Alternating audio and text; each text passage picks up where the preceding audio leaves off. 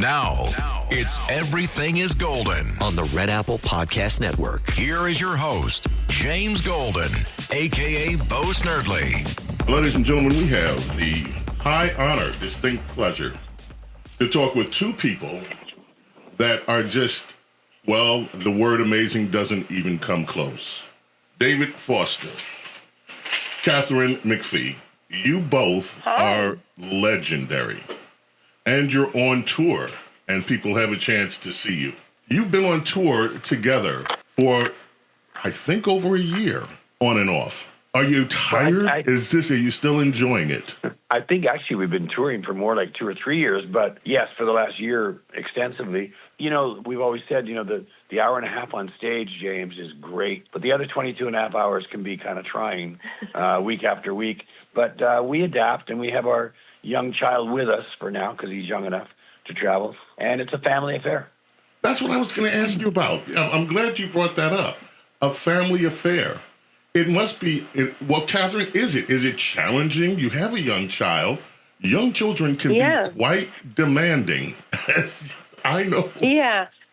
So how do you... It's sometimes being in different towns and waking up and trying to figure out like something fun for us to do to kind of keep him entertained can feel a little bit more exhausting. But actually, one of the things I've learned is like kids, you think sometimes kids need so many things to keep them entertained, and I'll just sometimes take him into the theaters and he'll play with the seats of the chairs, right? Like he'll just be flipping the chairs up and down. Like they don't actually always need things to be entertained. So some days we do go out and venture out and go to children's museums, but it is a family affair. But I think the adjustment is always just in the beginning, like the first 4 or 5 days of the tour. It takes some adjusting to kind of everyone get their own rhythm. And contrary to what you might think, David and I actually don't even see each other that much during the day when we're in the heart of the tour because I get up before he does.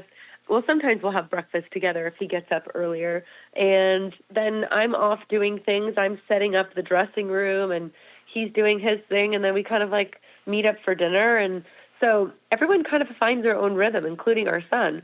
And we do find some fun in it, for sure, during the day. Okay, Catherine, well, I have to ask you this.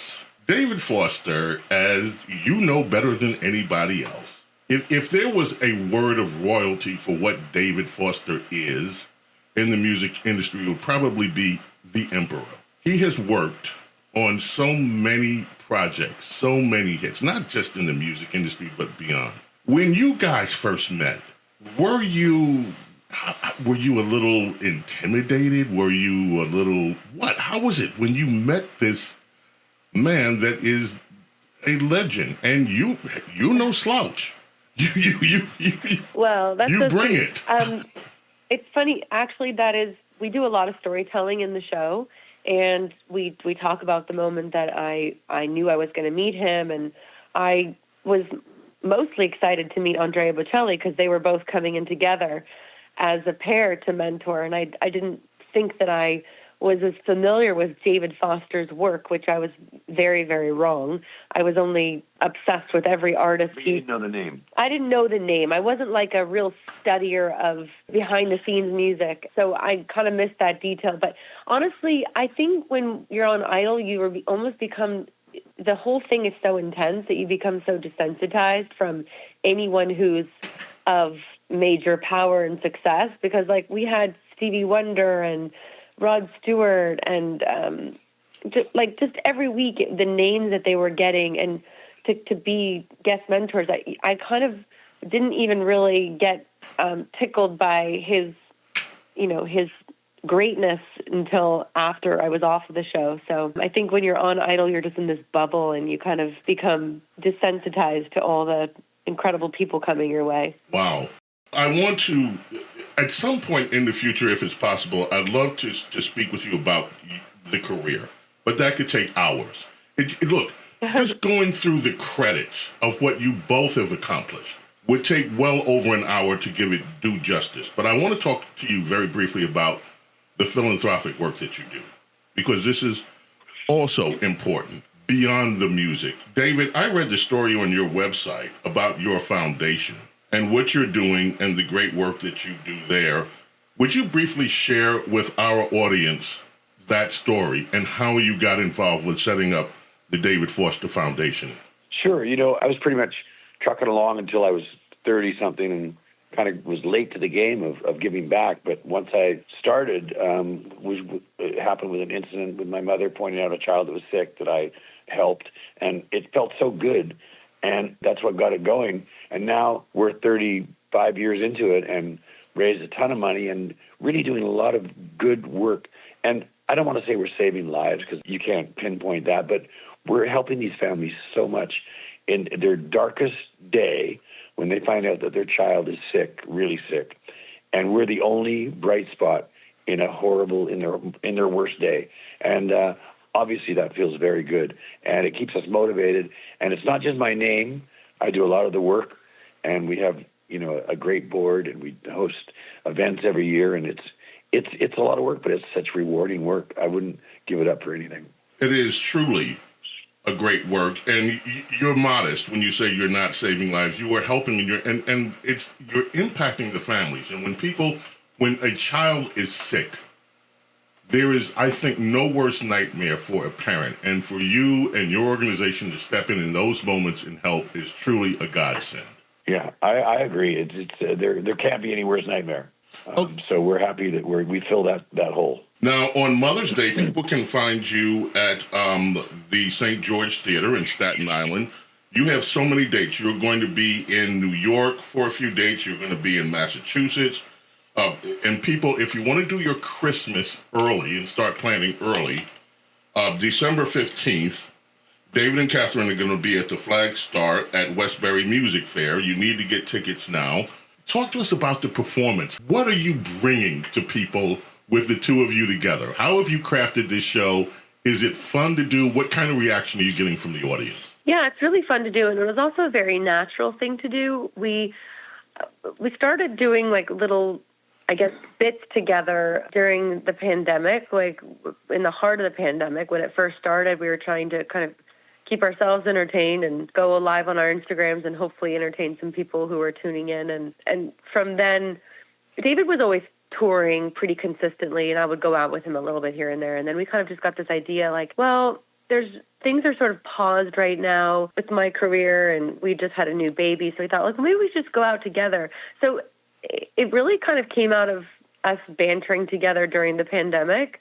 And then this show kind of created itself through just trial and error and different shows around the country. And so, but really it's the way it's developed is through just telling the story of how we met, which I mentioned is on American Idol, I was a contestant, and we kind of just let our timeline take us through the show. And the music, what are you selecting? Are you selecting, what kind of, are we hearing some of the amazing works?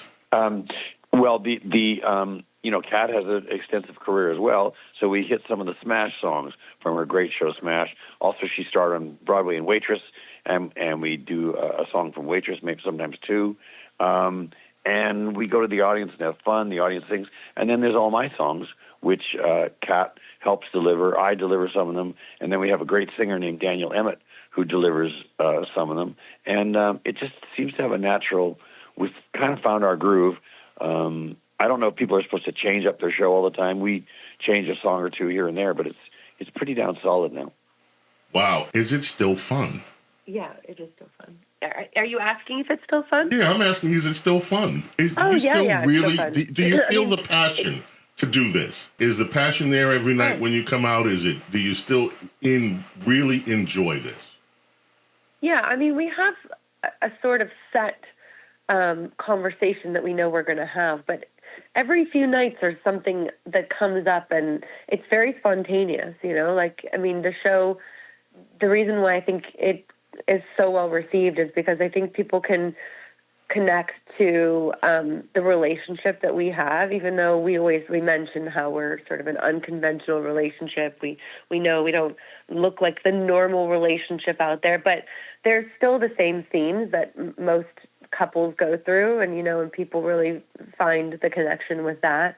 But yeah, and then there's a spontaneity to it, which it also leads to being quite funny. The show the show is really lighthearted and a good time. Well, look, I appreciate the time that you spent with us today. This is remarkable. At some point in the future, I would love to catch up with you and just talk music business, music career, what it's like to be songwriters, how this industry has changed, what young people can look for. You two, you are the power couple of the music industry. And I'm not trying to hype it. That is real. People love both of you. They love what you're doing, what you bring, and what you have brought to the world of music. And the world of music brings joy into people's lives, and that's what you're doing, bringing joy into people's lives. Well, thank you. I mean, we always say that touring can sometimes, like the day in, day out of touring can be rough, but there's not a show that we do where we get out there and we're just like, we just have so much fun. It fills up our cup, and we always say that we hope that it does that for the audience in return, because obviously that's the whole point, is to uplift audiences and have them have a good time. So thank you for saying that, and I'm sure David will have a plethora of information to give you about the music industry at some point. That would be a great conversation. I'd love to have it with you both. Thank you so much. We look forward to the performance.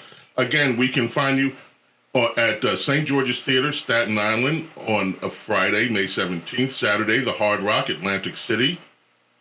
Fantastic. Yeah, and this is... Sounds good. All right. Thank you, James. Thank you so much.